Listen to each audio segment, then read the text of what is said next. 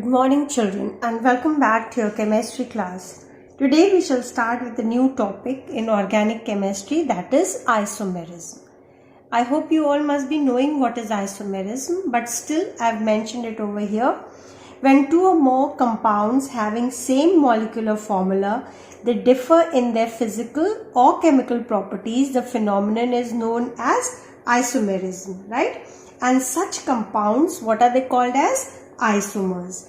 And look over here, the isomerism, they are of two types, structural isomerism and stereoisomerism.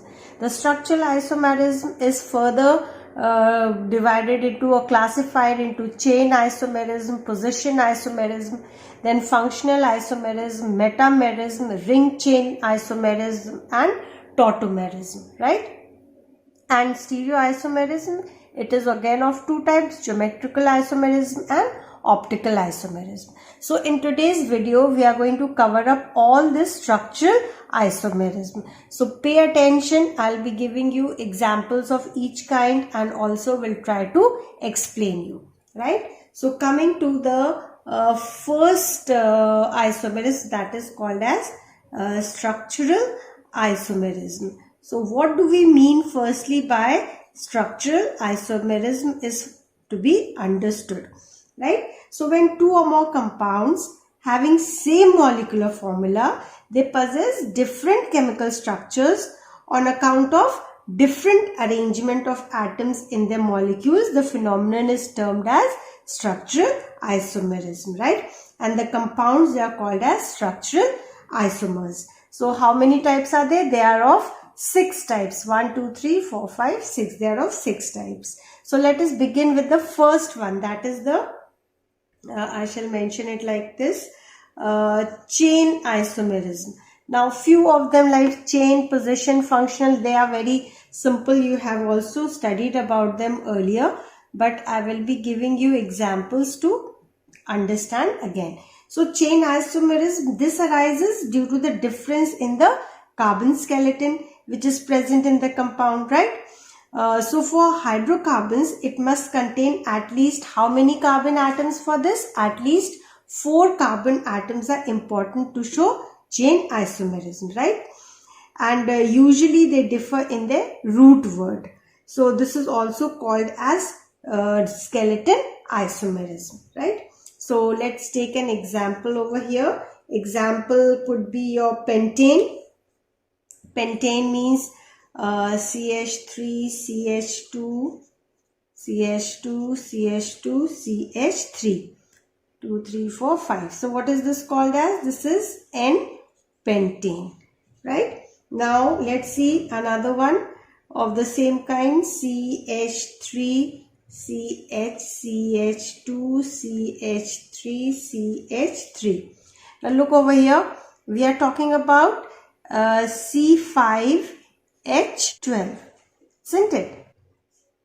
So it could be written like this. It could be written like this also. What is this called as? This is 2-methyl-butane, right? Another one could be like CH3C, CH3, CH3, CH3. What is this called as? This is called as 2,2-dimethyl-propane. Now if you see all of them, their molecular formula is C5H12, right? But they differ in the chain formation. So this is called as N-pentane, this is called as isopentane, and this is called as neopentane. Neo when one carbon is surrounded by 4 other carbon atoms, then it is called as neopentane. I hope this example is clear. Now next we come to position isomerism. Second one, that is position isomerism. So this arises due to the difference in the position of a functional group or any multiple bond, or even it could be for substitution group, okay? Like for example, let's see, like if I take propanol CH3, CH2, CH2OH.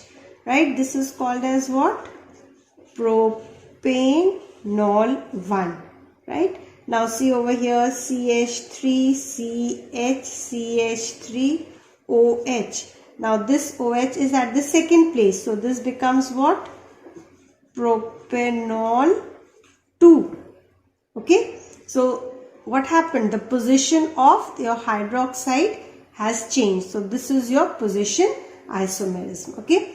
Another example could be, suppose I take it in benzene. Okay. This one,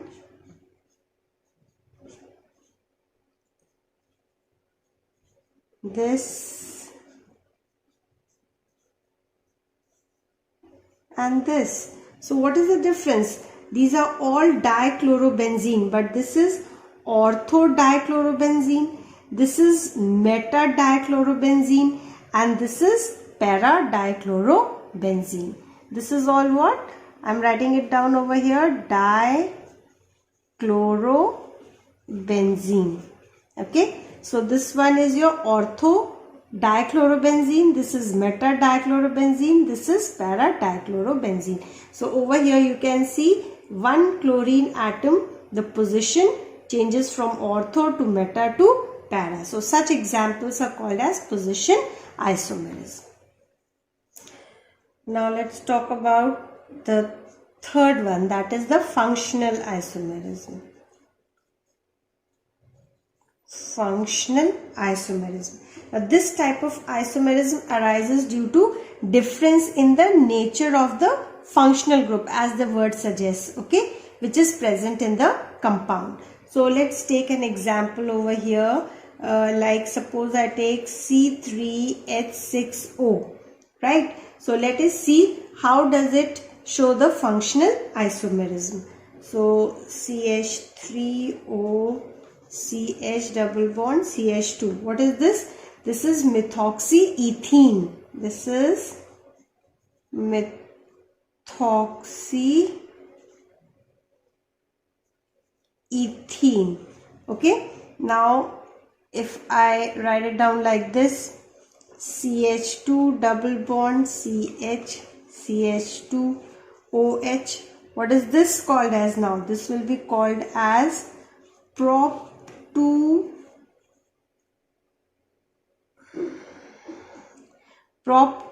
in 1 all. Okay. Okay. Then take another one. CH3CCH3 double bond O. What will be this called as? This is your propane 2-one. Okay. This is your propane 2-one. Then take another one. H2CO, CH2, CH2O. So all this is showing C3H6O, right? So what is this now called as? This is called as oxetane. Okay, OXETANE, oxetane. Every time you see the functional group is changing. Okay, I'll show you one more of the same molecular formula. HOCH, CH2, CH2, and we join it from here. What is this now? This has become a cyclo, and this is propanol at first place. So what is this going to be called as? Cyclopropanol. So over here with this molecular formula, you can see so many functional groups could be formed with the same molecular formula. So this type of isomerism only arises due to difference in the nature of the functional group that is present in the compound. I hope this is clear. Okay, take one more example. Example of alkyl cyanide and alkyl isocyanide is also one of the example of your functional group. Like for example, RC triple bond N. What is this? This is your alkyl cyanide. Okay. but if I take it as R, N, see, what is this then? This is called as your alkyl isocyanide.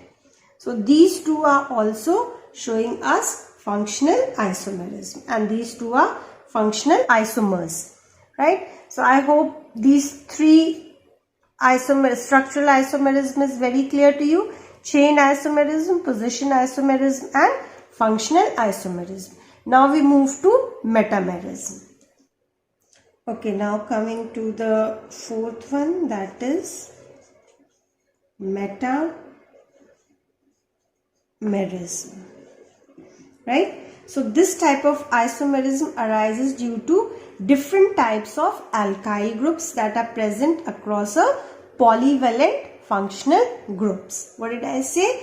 This type of isomerism arises due to different types of alkyl groups that are present across a polyvalent functional groups, right?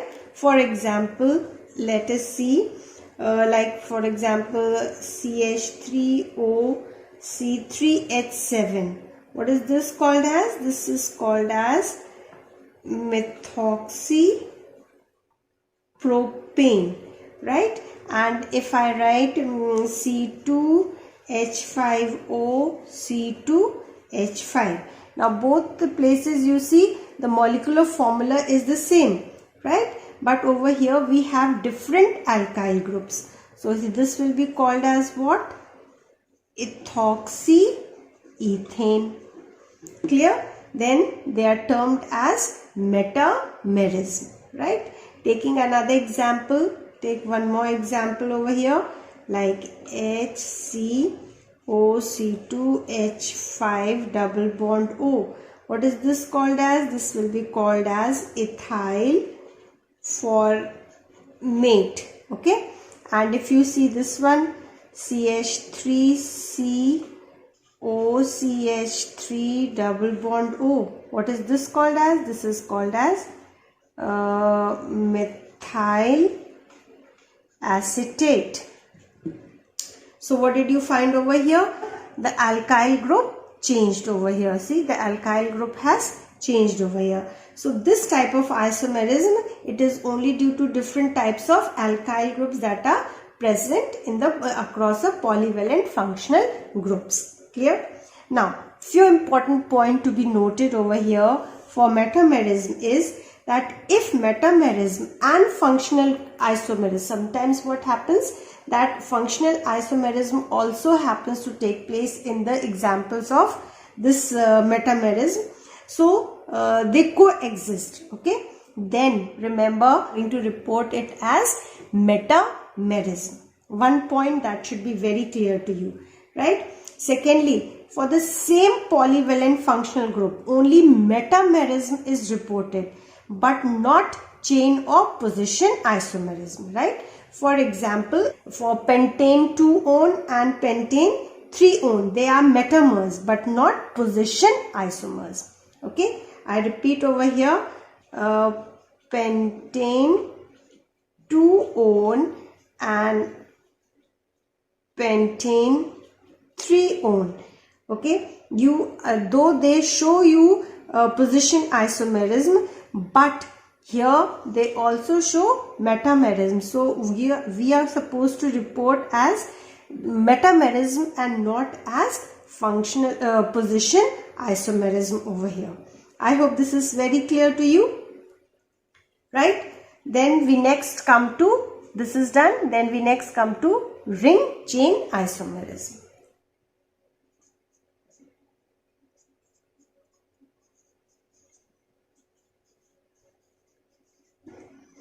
Okay, talking about ring chain isomerism.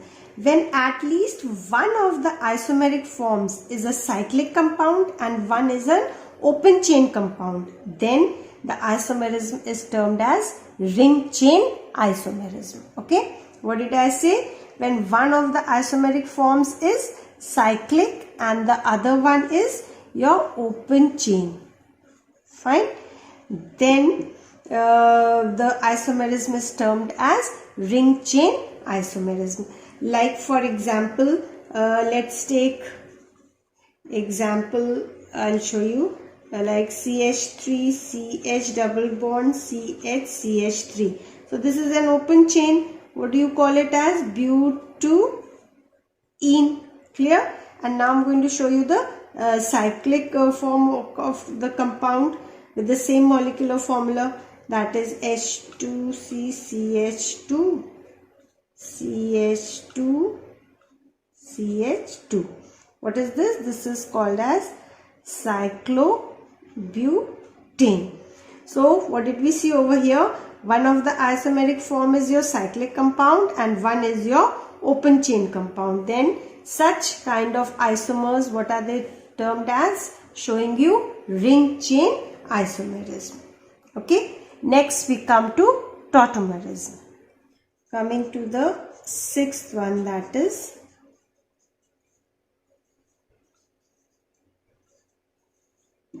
Tautomerism. Right. So this type of isomerism, it is due to spontaneous interconversion of two isomeric forms with different functional groups into each other. Clear? These isomers, they are also called as Tautomers. What are they also termed as? The isomers, they are also termed as Tautomers. Right? Tautomers, they exist in dynamic equilibrium. Right? The complete process, it is called as Tautomerism. So as I told you, they are due to the spontaneous interconversion of two isomeric forms. So what are those two isomeric forms? We need to know. These Tautomerism, they are of two types further. Okay. First one is your Nitro acid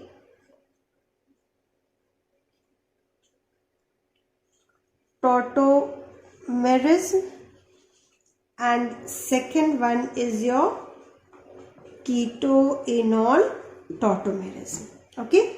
So first let me talk about the first one, that is Nitro acid Tautomerism.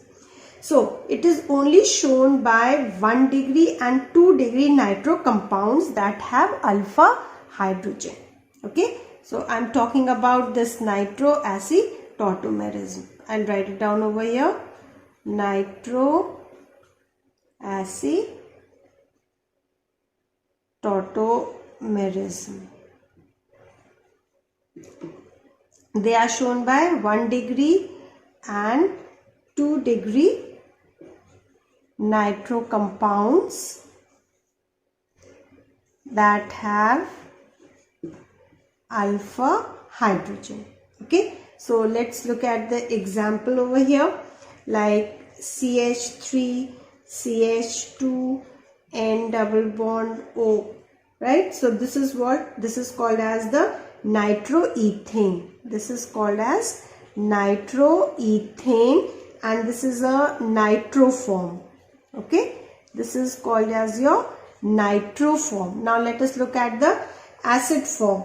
That is, it can easily get interchanged or interconversion takes place, that is into CH3, CHNOHO.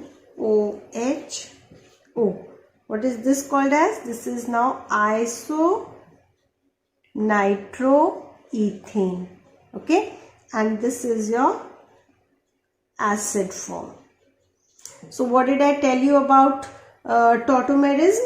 These are those type of isomerisms which happens due to spontaneous interconversion of two isomeric forms with different functional groups into each other. Here we have the nitro form, here we have the acid form. Both get interconverted. This is isonitroethane and this is only nitroethane. Two different functional groups.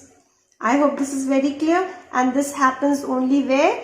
In 1 degree and 2 degree nitro compounds that have alpha hydrogen present in them. Clear? I hope this first one is clear to you, Nitro acid Tautomerism.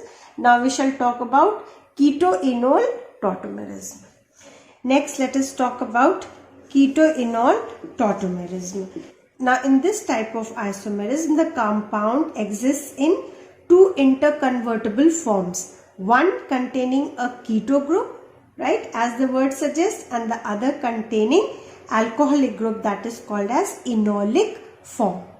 I hope this point is clear. I repeat, in this type of keto-enol tautomerism, in this type of isomerism, a compound exists in two interconvertible forms. What are they? One is your keto group and the other one is your alcoholic group, which is the enolic form. So these two forms, they continuously change into one another through the oscillation of a proton and a pi electron, right? So let's take an example over here. Example of acetoacetic ester. Example of I'm taking acetoacetic ester. Okay, so look over here. CH3C double bond, CH C double bond O, OC2H5. So this is what? This is your keto form. Okay, and interconvertible to your alcoholic form or the enolic form. So let me write down over here CH3COH, C double bond H, C double bond O, C2H5. This is your enolic form. This is your keto form. This is your enolic form. Is that clear? Take one more example in phenol. Let's take an example of phenol to show you. So look at this OH. What form is this? This is your enolic form, alcoholic, isn't it?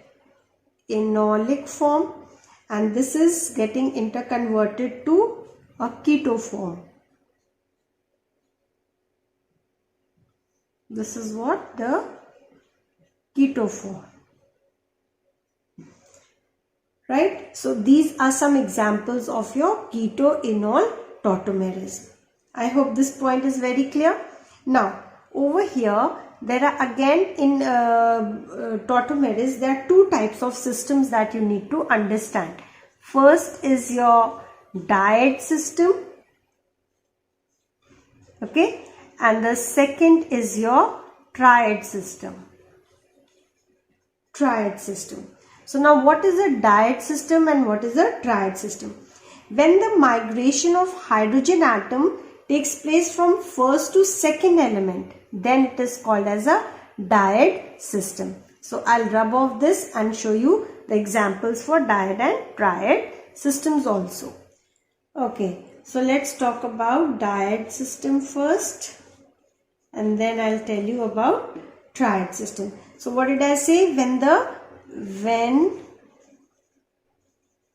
migration of hydrogen atom takes place from first to second element, okay, then it is a diet system. For example, see over here, triple bond N. So this is one, this is the second place, okay, and this shows diet system when H, N, C. From first place, the hydrogen has come and got attached to the second place. So this is called as a diet system. Okay, like H, O, N double bond O. So this is the first place attached to hydrogen. This is the second place. Now what will happen? This hydrogen will get attached to nitrogen. So let's see this. H, N double bond O, O. right? So the nitrite form has been converted to nitro form. Okay, this is your nitrite form has been converted to the nitro form. So what are these? These are examples of your diet system, right? Now let me tell you about a triad system. I'll explain you over here only. Triad system. Okay, now in triad system what happens when the migration of proton takes place from first to the third element, then it is termed as a triad system, and generally this takes place in the keto enol tautomerism. Okay, so when migration of proton takes place from first to third element, right? Then it is your triad system, and generally you are going to see this where in the keto enol tautomerism, right? So let me give you one example over here also, like C double bond O, this if I take it as H over here. So now this is hydrogen, this is the first carbon, this is the second, and this is the third position. Okay, now look at the interconversion. What did I say? The proton, this is the proton, it will shift from first place to the third place. So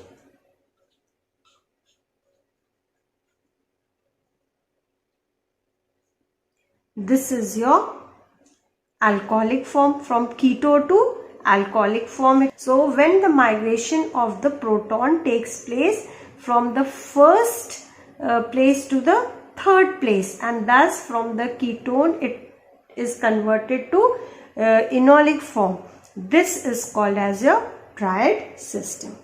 I hope all this is very clear. All these structural isomerism is clear to you. Now to move ahead, I would also like to explain you something more about Tautomerism. That is, what are the conditions necessary for Tautomerism, what are the conditions for the keto enol Tautomerism, and all that also to be explained here. So let us now talk about what are the conditions that are necessary for Tautomerism, right? So first point over here, X double bond Y Z H, at least one hydrogen on the Z atom should be present there. What did I say? At least one hydrogen atom should be present where? On Z atom. Clear? Then second point, in your X, Y and Z, there should be at least one atom which has electronegativity greater than the carbon. Okay, the electronegativity should be greater than the carbon. Example over here, like I write CH2 double bond CH Cl. Over here, this is your, again I am writing, this is your X, right? This is your Y and this is your Z, right? So only second condition is satisfied over here. So what did I say? If only one condition is satisfied, then this particular compound does not exhibit tautomerism, right? If only second condition is satisfied, it will not exhibit tautomerism. Take another example over here, CH2 double bond CH CH3. Now this is X, this is Y and this is Z. Over here only first condition is satisfied, but the second condition is not satisfied. What was the second condition? That one of the element must have electronegativity greater than carbon. So if over here, since the second condition is not satisfied, so this is also does not exhibit tautomerism, right? So to exhibit tautomerism, both the first condition, this should be satisfied, and the second condition, what? That in XYZ there should be at least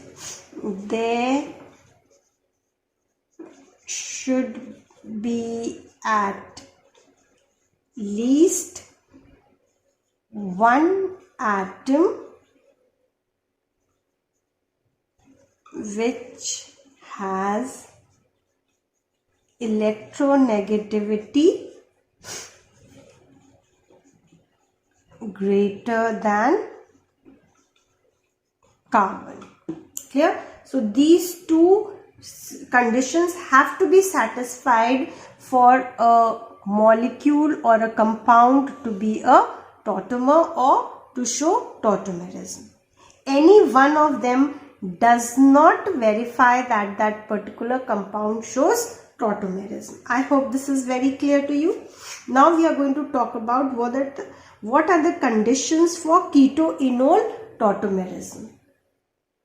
So for keto-enol tautomerism, the first point, there should be presence of alpha hydrogen, right? Then second point, alpha carbon atom must have sp3 hybridization, okay, or it should be sp3 hybridized, right? So let's take an example over here to understand, like CH2 double bond C CH3OH. This is your enol form, right? And this is CH3C CH3 double bond O. This is your keto form. So what do you observe over here? That there's presence of alpha hydrogen and also alpha carbon atom. It has sp3 hybridization. Okay. Now certain more characteristics of tautomerism. It is a reversible intermolecular change. This you have understood. Then separation of the tautomeric forms, it is very difficult. Okay, talking about stability. Which one is more stable? Keto form is more stable or enolic form is more stable? So firstly, remember, keto is generally more stable than enol. Why? Due to greater resonance stabilization of the carbonyl group as compared with the carbon-carbon double bond. Okay, so keto is generally more stable. What is the reason? What did I tell you? Because keto shows greater resonance stabilization of the carbonyl group as compared to the carbon-carbon double bond. Okay, but if it is an unsymmetrical ketone, then keto form is more stable than enol with more highly substituted double bond. But with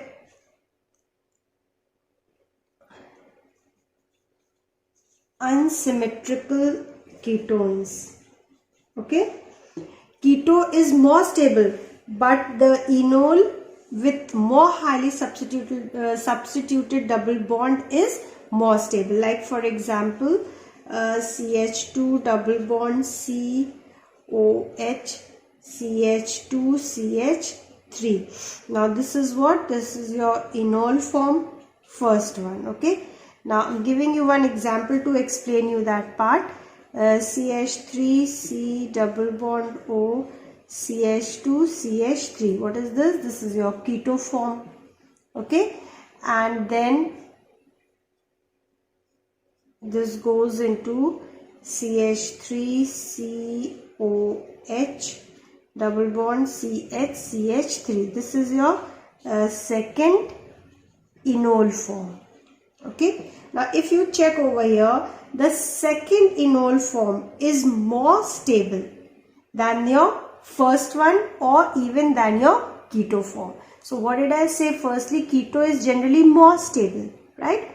With unsymmetrical ketones also keto is stable, but the enol with more highly substituted double bond is more stable than the keto form. I hope this is very clear. So first point, tautomers, they are existing compounds, but canonical forms of resonance hybrid are simply hypothetical. Okay, so I write over here, tautomers are the existing compounds, but canonical forms of resonance is hypothetical. Okay, this point is clear.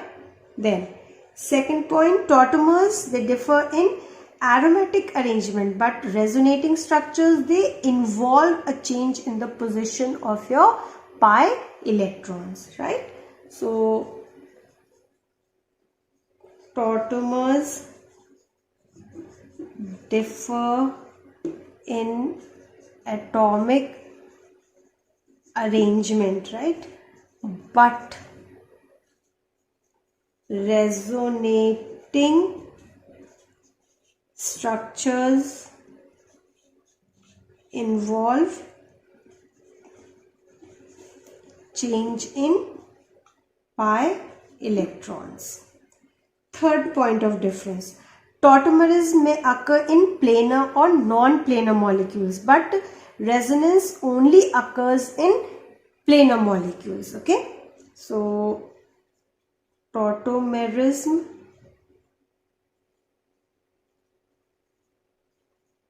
occurs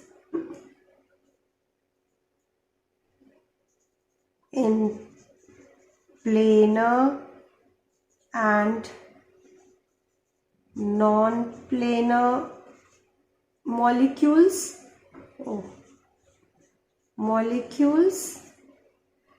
but resonance occurs only in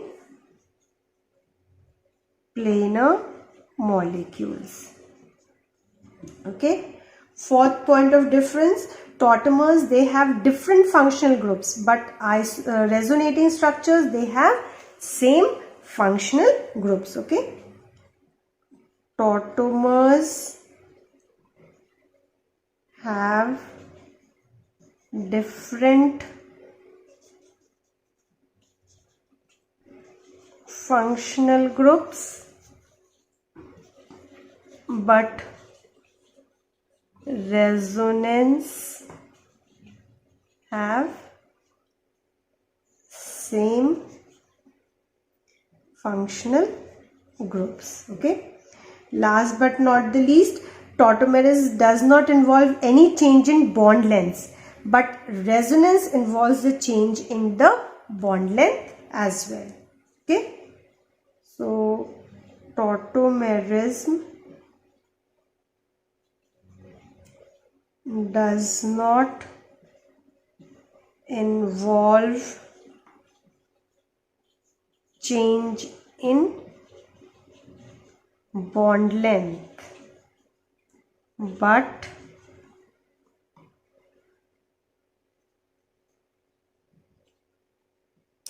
resonance involves the change in bond lengths. Okay, so that is all for today. We finished with all the structural isomerism, and I discussed everything in detail about tautomerism also, right? Now in the next video we will be talking about stereoisomerism. Thank you.